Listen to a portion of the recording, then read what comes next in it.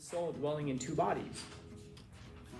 How do you explain that in any way except through experience? You have to be there. You have to experience it. It's not the kind of thing that you can put down on paper. All that you can do on paper is put down analogies and say, it's like this or it's like that. And that's insane. There's a madness that's in there. There's a madness to it. There's some reason to it. You can start to explain it like, I don't know, they're nice, or they're, I don't know, I can't really put my finger on it. You start trying to explain the craziness. But that's really what it is. I mean, craziness by definition is unexplainable. How can you know what a crazy person is going to do? How can you know what you're going to do when you're in love? How can you know what another person is going to do if they're in love? Except maybe with one word, which is to say, anything. What will you do if you're in love? Anything. What will you feel like you can do? Anything.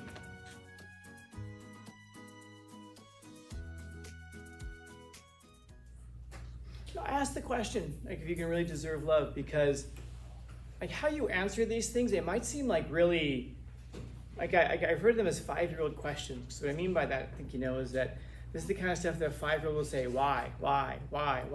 And we can get frustrated with it because we're like, oh my God, we all know why.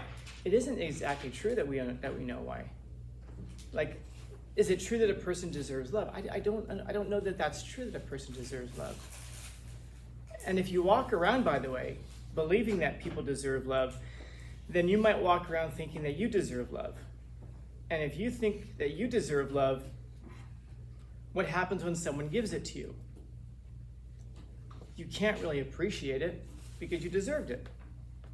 If I give you a job and I tell you what, I'll pay you $20 an hour, and you work for 5 hours, and at the end of all that, I give you $100, and you get that money from me, do you sit there and go, oh my God, thank you so much. Oh my, thank you so much. What am I don't deserve this. No, you'd sit there and go, okay, and you probably just check probably to make sure that I gave you the full 100. Try to make sure I didn't give you just 4 20s. Want to make sure I gave you all 5 of them. Okay. Why? Because you deserved it. In fact, there's a very good chance that I'm going to say, hey, thank you. Thank you for doing the work for me. Chances of you saying, all right, well, thank you. I mean, like in a meaningful way, not just like transaction. Okay, thank you.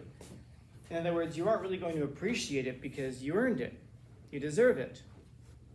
But instead, if you come to me and I give you a job for $20 an hour, I give you work for 5 hours, and at the end of all of it, I give you back 300. You might think, oh, wait, what? Oh, you did a great job, and so here's 300. And then you'll probably ask me, like a lot of people do when you do something nice to them, are you sure? Wait, why? Just because. Yeah, but I only work for 5 hours. In other words, you'll start to process this probably and try to figure it out. That's one approach. By the way, the other approach is just going to be, okay, thanks, and then run away thinking, I don't know if they realize they overpaid me. And then thinking in your head you just stole $200, when in actuality it was a gift.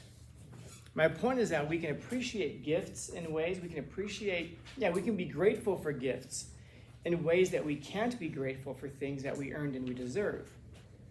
And so if you walk around thinking like, I deserve love, I deserve love, I deserve love, I guess I'd ask that question, well, what makes you deserving of it? And it's a real question, because you might say, well, everyone deserves love. Why? What is it about everyone that we all deserve it? What is it? Well, because we're human. Okay, what is it about being human that makes you deserve it, though? It's a really hard question to answer. It's something that we'll say, but try really explaining it. It's difficult. If instead you walk around and say, everybody, which is probably more likely the case, everyone deserves love.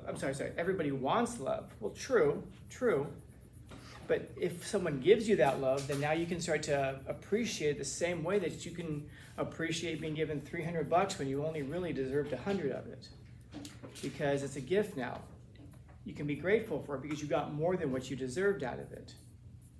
It's kind of like if you do something wrong and someone forgives you, you don't necessarily deserve forgiveness. But if you walk around thinking that you deserve forgiveness, the chances of you actually changing and being better are pretty low.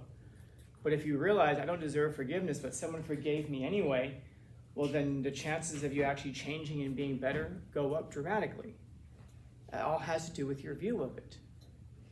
And so I guess I would ask that follow-up question, if you're someone who thinks that everyone deserves love, or certainly if you think that you deserve love, I guess I'd ask the question, what's so lovable about you? And that's a real question to consider. Well, everyone deserves love. Okay, fine. Then what about you is so lovable? Well, I don't know. I'm nice. Are you though? Are you nice? Or are you just nice to people who are nice to you? And if that's the case, so just being nice makes you deserve love? Well, I don't know. I'm good looking. Yeah, for now. Fast forward 15 years, 20 years. Let's see what you look like then. So you deserve love today, but you won't in 15 years, so you won't be surprised if your spouse leaves you in 15 years for something better looking, because the other person will deserve love more than you? Well, that's mean. Is it true, though? Because if you're saying it's about looks, then I guess you have to agree that better looking people deserve more than others. So then don't be surprised if someone finds someone better looking than you someday. Well, I don't know, I'm smart. Are you though? And if so, what are you doing with it?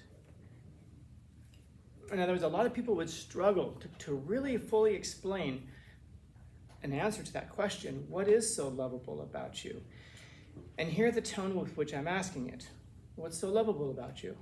Not what's so lovable about you, but what's so lovable about you? Because there probably is something. There probably are hopefully some things. But unless you recognize what they are, then it'd be difficult for you maybe to accept it. But at the very least, hopefully you understand that even if there's something lovable about you, that you don't necessarily deserve love. But then when someone comes along and gives it to you, well, now you can actually appreciate love. Just like, that's why I was asking that question earlier. Is it about the person who's giving the love, or is it about the person who's receiving it?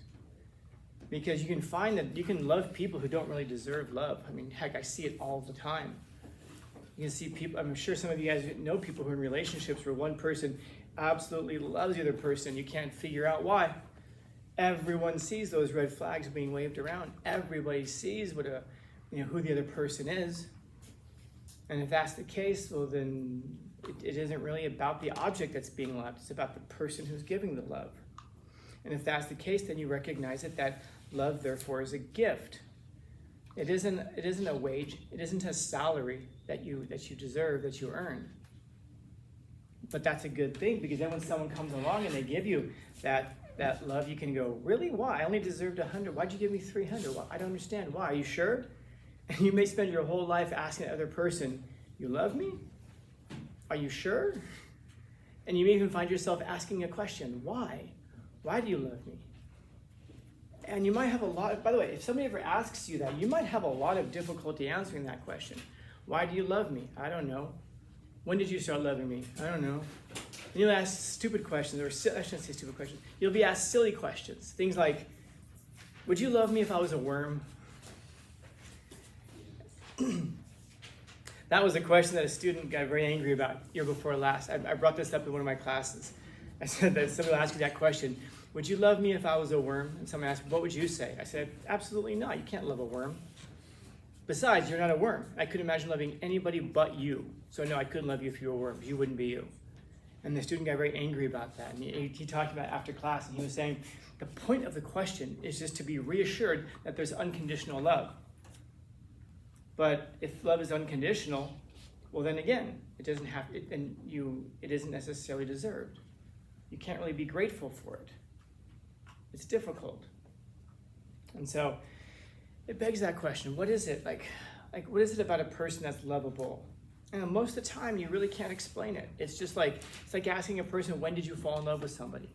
That's a hard question to answer. You might think to a time when you felt like particularly, attached to a person, but can you love a person without knowing where or from when or how? Can you love a person without knowing any other way than the way that you do? Like the kind of a closeness that when their eyes close, it's you that dreams, or when it's their hand is touching themselves, it's like it's your own hand. When you're actually going back to what Sebastian began the whole thing with, when you take one life and one soul, it becomes kind of like one. It's almost like two souls dwelling one soul dwelling in two bodies. How do you explain that in any way except through experience? You have to be there. You have to experience it. It's not the kind of thing that you can put down on paper. All that you can do on paper is put down analogies and say, it's like this or it's like that. And that's insane. There's a madness that's in there. There's a madness to it. There's some reason to it. You can start to explain it like, I don't know, they're nice, or they're, I don't know, I don't know, I can't really put my finger on it. Just start trying to explain the craziness. But that's really what it is. I mean, craziness by definition is unexplainable. How can you know what a crazy person is going to do? How can you know what you're going to do when you're in love? How can you know what another person is going to do if they're in love? Except maybe with one word, which is to say, anything. What will you do if you're in love? Anything. What will you feel like you can do? Anything. And why? And it goes going back to what you were saying earlier. Because you just want to. Maybe it's not that a person deserves it, but you do it. Why? Because you're a loving person. Some people can love like that. And if you're a person who loves like that, and then there's another person who loves like that, and then you guys both love like this, that's pretty neat.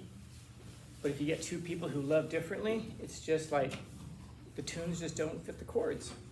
So that's one of the reasons that things are so difficult also, because things have to match up.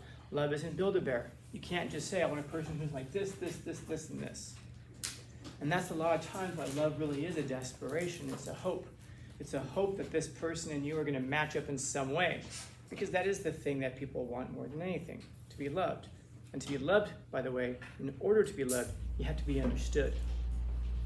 Because if you aren't understood, then they don't really love you. They love an idea of you, or they love an image of you, a persona of you, not the real thing. And this is why it can be so dangerous on a psychological level to pretend to be something other than what you are.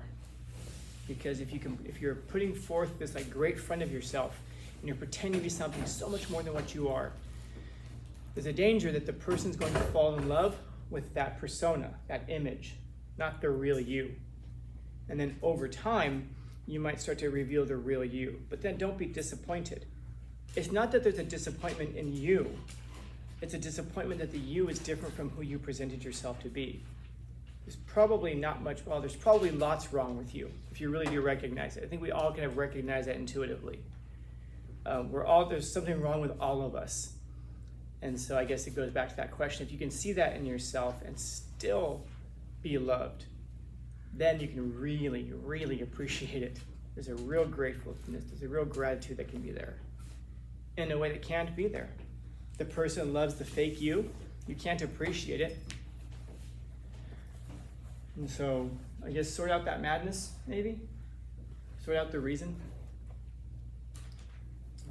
Questions? Comments, concerns, complaints, criticisms, critiques? Happy Monday. Not too bad.